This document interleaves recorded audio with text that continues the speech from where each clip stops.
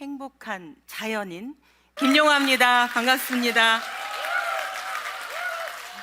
행복에 대해서 제가 오늘 강연을 하게 되었는데, 제가 강연에 앞서 여러분께 한번 물어보고 싶습니다. 제가 김영화가 행복한 사람 같은가요? 네, 고맙습니다. 아닌디 이 말이 나올까봐 얼마나 떨었는지 모릅니다. 아닌 것 같은디 저는 정말 누가 보더라도 제 스스로가 행복한 사람이라고 그렇게 생각하면서 살고 있습니다. 그 행복은 제가 생각해 봤습니다. 어떤 작은 꿈들이 사실은 이루어져 가는 과정에서 느끼는 그 마음, 기분. 네, 작은 꿈이 이루어지면 또 큰 꿈도 이루어지게 되어 있습니다. 녹도라는 작은 섬에서 이렇게 생겨난 그 작은 꿈을 키워서 큰 꿈을 이루었고, 제가 보령교육에서 행복의 꽃을 피웠다고 자부하고 있습니다. 오늘 이 자리에 모이신 많은 분들이 오셨는데, 정말 행복을 꿈꾸고 또 행복으로 새로운 그 삶을 디자인하고 싶은 여러분과 함께 하겠습니다. 지금부터 시작합니다. 네, 녹도에서 제가 꿈을 만난 거죠. 어린 정말 그 초등학교 1학년 때입니다. 눈앞에 어떤 막 그 꽝 하고 뭐 터지는 번개가 치는 듯한 그런 충격. 왜냐하면 선생님이 오셨는데 긴 머리에 보도 전 처음 봤거든요. 하이힐을 신고 얼굴에는 뽀얀 분칠을 하고 정말로 예쁜 여선생님이 담임 선생님으로 오신 거예요. 그 선생님을 보는 순간 저는 정말 입을 다물 수가 없었습니다. 그리고 집에 와서 저희 아버지에게 나도 우리 선생님처럼 아버지 선생님이 되고 싶어. 그날 아마 제가 아버지한테 얘기를 했던 것 같습니다. 다행히 우리 아버지는 섬에서 태어나셔서 자랐지만 굉장히 그 자식 사랑이 지극하시고 교육열이 섬에 계셨지만 엄청 대단하셨습니다. 또 그 아버지는 저를 정말 딸인데도 얼마나 전폭적인 지지를 해주시고 늘 응원해 주시고 우리 딸이 최고다, 잘한다, 이런 말씀만 저한테 해주셨어요. 그 힘이 사실은 지금 저를 있게 한 원동력인데요. 아버지에게 그런 말씀 드렸을 때 우리 아버지가 걱정하지 마. 저녁이 되었는데 우리 아버지가 저 바다 끝을 가르치면서 뭐가 반짝반짝 희미하게 빛이 나는 그 불빛이 보였거든요. 저기가 대천이야, 육지야. 아버지가 돈 벌어서 우리 딸 중학교는 대천에 가서 중학교를 보낼 거야. 어릴 때 저는 그냥 뭐 중학교가 뭔지도 모르는 상황에서 아버지가 그런 말씀을 해주셨어요. 그럼 딸 선생님이 되려면 공부를 열심히 해야 돼. 공부를 잘하면 저렇게 선생님이 될 수 있단다. 이제 그런 말씀을 듣고 열심히, 다행히 제가 좀 머리는 좀 됐나 봐요. 예, 열심히 섬에서였지만 이렇게 열심히 공부를 했습니다. 제가 5학년 2학기가 되어서 대천으로 이사를 오게 됩니다. 전 가족이 이사를 오게 되었는데 갈머리, 지금 여기 문화의 전당 바로 옆에 얼마 떨어지지 않은 명보극장 바로 우편에 저희 집이, 예, 그쪽으로 이사를 와서 이제 대남초등학교 5학년 2반, 이제 5학년 4반에 2학기 때부터 저희가 이제 전학을 와서 공부를 하게 되었는데, 전 섬에서는 모래밭에 가서 그냥 그림 그리고 거기서 공놀이 하고 뭐 과학 실험 이런 것들은 뭐 해본 적도 없고, 또 선생님들이, 총각 선생님들이 예전에는 조금 문제 있는 선생님들이 섬으로 오셨는데 오시면 먼 바다만 쳐다보고 선생님들이 그냥 공부 가르칠 생각은 안 하셔요. 그리고 육지를 한번 나가시면 한 달, 두 달 이렇게 오시지 않으셔요. 그럴 때 우린 누구한테 공부를 배웠냐면 학교 아저씨한테 공부를 배웠습니다. 그러니 대천에 나와 보니까 너무나 다른 세상이었어요. 날마다 집에 와서 그냥 펑펑 울어댔습니다. 이상하게 생긴 걸로 애들이 막 음악을 하고, 나는 보지도 못했는데 그게 필이었어요. 리코더. 그다음에 뭐 실험, 뭐 여러 가지, 하여튼 이런 것들을 저는 따라갈 수가 없었기 때문에 늘 이 학교 생활이 정말 지옥과도 같았어요. 늘 그냥 울었어요.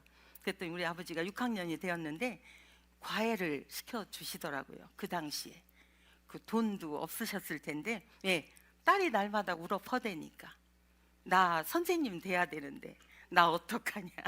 그 과외를 그 옛날에 받았습니다.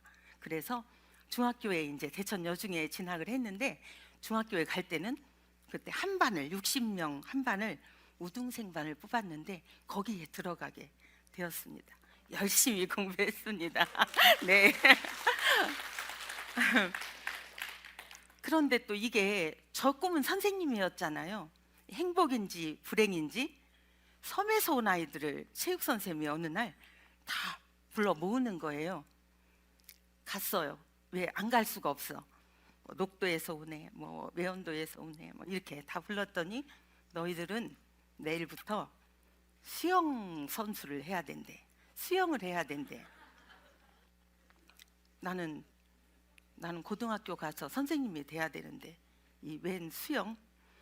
근데 선생님 말을 어길 수가 없었기 때문에 또 했어요. 열심히. 어디 가서 연습을 했냐? 소방서 옆에 냇갈 있죠? 거기가 수영장이었어요. 줄 쳐놓고. 또 물이 이제 거기가 좀 약해지면 여기 감리교회 이쪽 큰 다리, 거기가 저희 수영장이었거든요. 여름 가을까지 거기서 열심히 하고 겨울에는 책상 엎어놓고 거기서 이 체력 훈련을 열심히 이제 했는데, 저는 그게 너무나 싫은 거예요. 엄마한테 나 제발 수영 빼달라, 선생님한테 가서 좀 얘기 좀 해달라.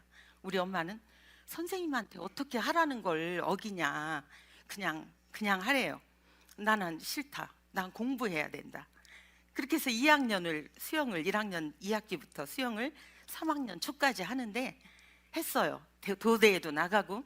제가 평영이었는데 제가 빠지면은 혼계영을 할 수가 없는 거예요. 네 종목을 이렇게 순서대로 하는. 그 3학년이 되었는데 정말 안 되겠더라고요. 공부를 해야 되니까. 또 그때 마침 대전 모 학교에서 그 선배들이 와서 그 선전 학교를 홍보하러 왔는데 그 교복에 제가 홀딱 반해버린 거예요. 선생님한테 저 선생님, 저는 대전으로 고등학교를 가야 되기 때문에 이제 수영은 안 하겠습니다. 이제 그랬어요. 선생님한테 정면으로 이제 선생님한테 가서 부딪힌 거죠. 그랬더니 있잖아요. 그 쌍시연 그러면서 안 된대요.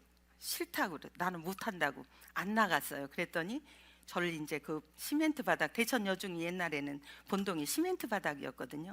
거기에 하루 종일 앉혀놓고 오고 가며 제 그 빳빳한 출석부로 정말 엄청 많이 맞았거든요. 수영 안 한다는 소리에. 그러니까 나중에는 이제 옆에 있는 선생님들이 애가 안 한다는데 좀 어지간히 해라. 그 체육 선생님한테 그러셨는데 제가 3일을 이제 막 한 거를 했죠. 그 나중에는 선생님이 너 얼마나 잘 되나 보자, 지독한 놈 하면서 네 맘대로 하라고 하시더라고요. 그래서 수영부에서 이제 제가 탈출을 해서 그때부터 정말 더 열심히, 뭐가? 왜? 선생님이 되려고. 정말 여기 이숙자 교장 와 있나 모르겠네. 후배들, 1년 후배들이 조금 그걸 좀 눈치를 챘거든요. 밤에 잠을 안 오는 그 약 있었어요. 많은 하얀 알. 그걸 사실은 먹어가면서 밤새워 공부를 했던 그런 기억이 났고, 드디어 제가 더 큰 세계로, 왜 그랬는지는 모르지만 보령을 떠나서 대전으로 이제 충남여고라는 곳에 학교를 이제 그곳에 갑니다. 갔더니 웬 체육 선생님이 거기를 오신 거예요. 대천여중 그 수영 선생님이 제가 야 이걸 어쩌냐 그랬는데 선생님이 저를 보고 굉장히 수고했다, 잘했다 하시면서 제가 학교 다니는 동안 계속 저를 응원해주고 지지해주고 그러셨습니다. 그 이제 고등학교 1학년 들어가니까 제가 반에서 1등부터 5등까지 칠판에다 선생님이 이렇게 적으셔요. 나오래요. 그 성적이 좋았더라고요. 다행히 이 5등까지 중에서 반장을 뽑는다고 이제 아무도 모르니까 대전 애들이 굉장히 많았는데 우리는 촌티가 나죠. 봐도 똑같은 교복을 입어도 우리는 촌에서 온 아이라는 게 금방 표가 나잖아요. 네, 그런데 운 좋게도 제가 거기서 어떤 얘기를 했어요. 다 5명이 제가 반장이 된 거예요. 이 촌 사람이 네, 정말 이건 기적 같은 일이잖아요. 막 거기 대전 애들 막 이렇게 있는데 거기서 반장이 되다니. 그때부터 근데 저는 용기는 없었지만 그때 좀 주눅 들어 있었다고 해야 되나? 기가 죽어 있었던 거죠. 도시 애들한테서. 그렇지만 할 수 있다. 내가 초등학교 때부터 왜 얼마 전에 올림픽에서 박상영 선수가 마지막 결승 그 금메달 놓고 할 때 뒤로 돌아서 할 수 있다, 할 수 있다 그랬잖아요. 원조는 저예요. 저 초등학교 때부터 그냥 할 수 있다를 달고 살았어요. 할 수 있다. 뒤돌아서 할 수 있다. 할 수 있다. 선생님이 될 수 있다. 할 수 있다. 그래서 그 반장이 되고 나서 많은 이제 리더십 같은 것도 이제 그 한 번 되니까 2학년, 3학년 연줄 뭐 부반장이라도 되더라고요. 그래서 3학년 졸업할 때 공로상 받았어요. 고등학교 졸업할 때 열심히 공부하고 있는데 또 저한테 시련이 옵니다. 엄마가 이웃집 동생 2학년 때인데요. 동생이 옆 학교로 입학을 했어요. 1년 밑에. 자취를 했거든요. 밥을 직접 해먹고 다녔는데 걔를 데리고 있으라는 거예요.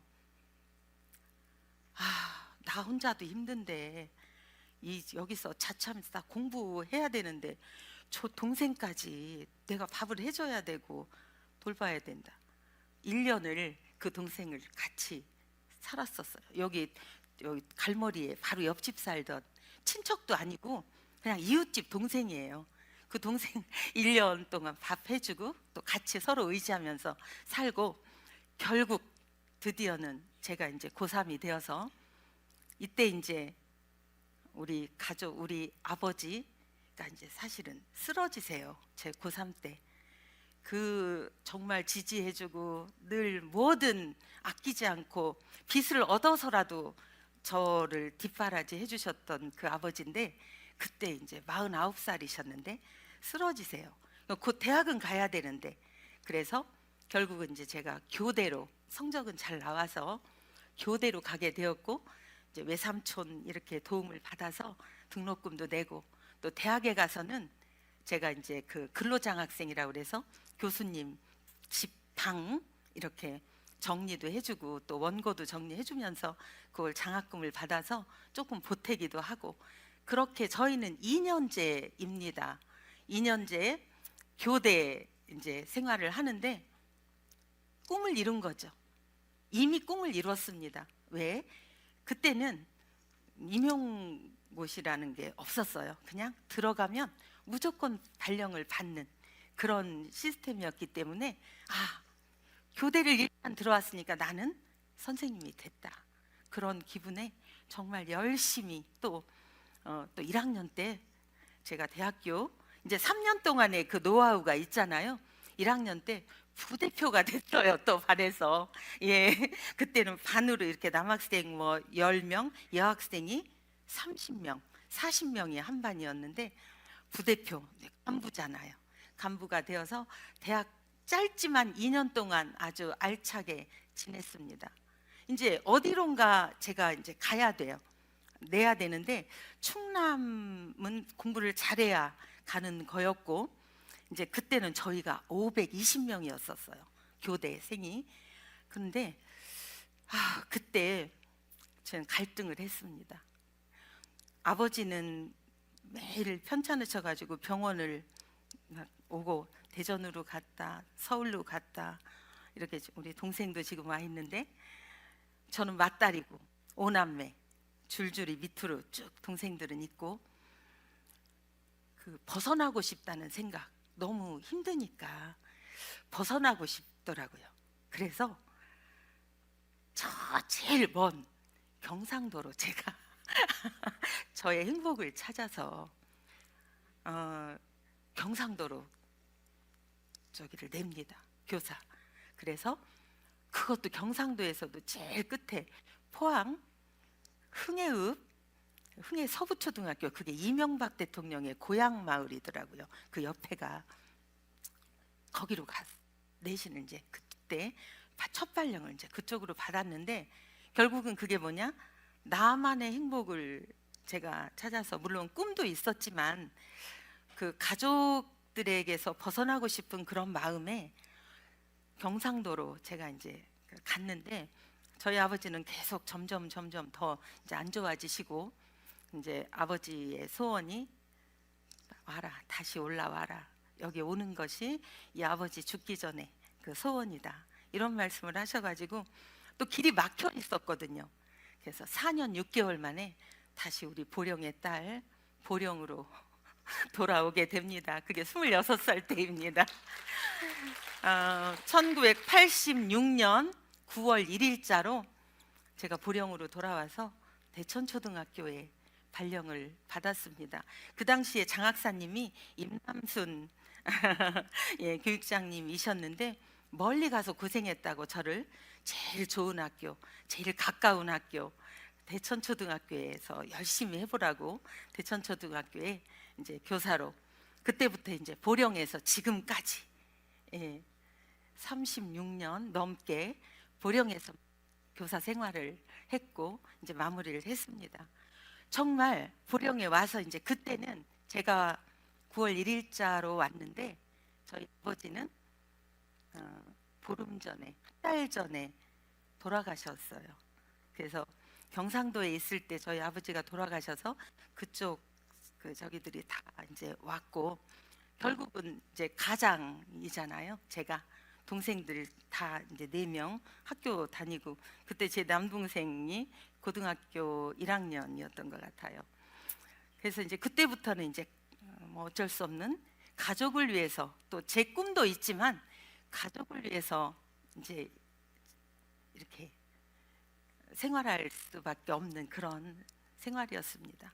하여튼 저희 엄마가 너무 고생을 했기 때문에 저희 엄마가 웃을 수 있는 엄마가 웃었으면 좋겠다 이런 마음 또 동생들 또 이제 어려운 상황이었기 때문에 그렇게 하여튼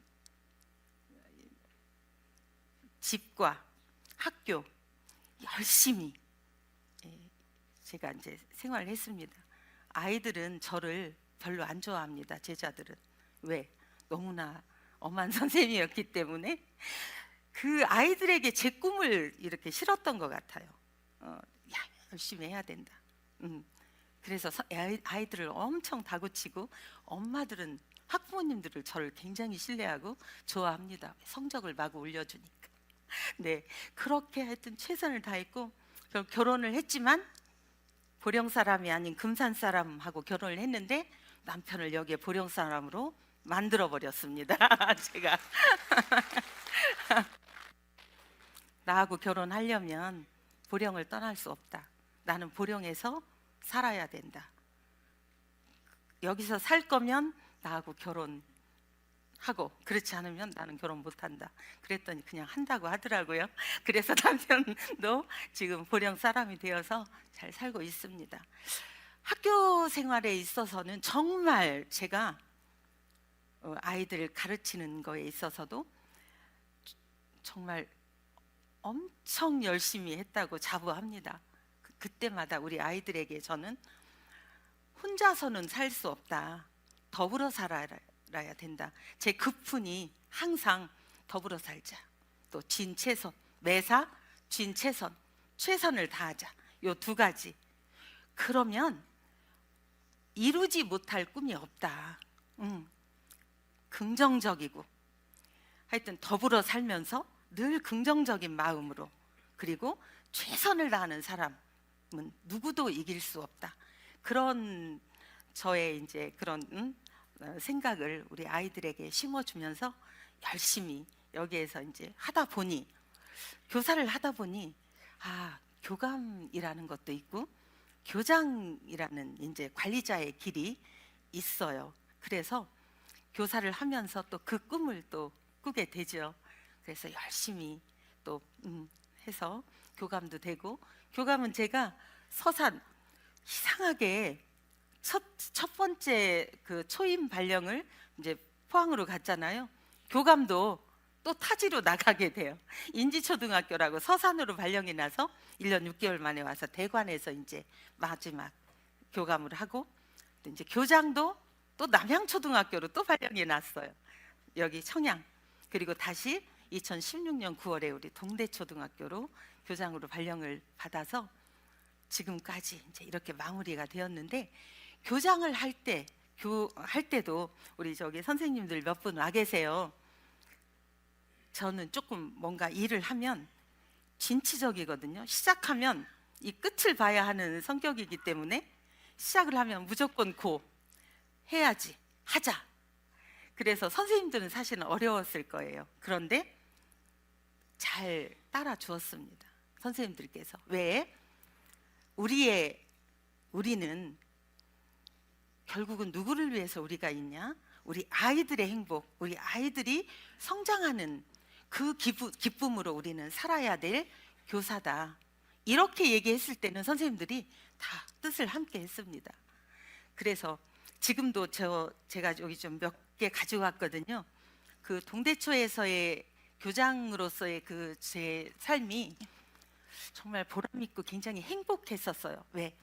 그 작은 꿈들, 내가 교장이 되었을 때 우리 아이들을 이렇게 키우겠다, 우리 아이들이 이랬으면 좋겠다라는 저의 소망, 꿈이 있었기 때문에 정말 열심히 했고, 우리 보령 시민들이 함께 해주셔서 우리 아이들이 굉장히 행복했었는데, 이렇게 우리 아이들이 저한테 쪽지 준 게 있어요.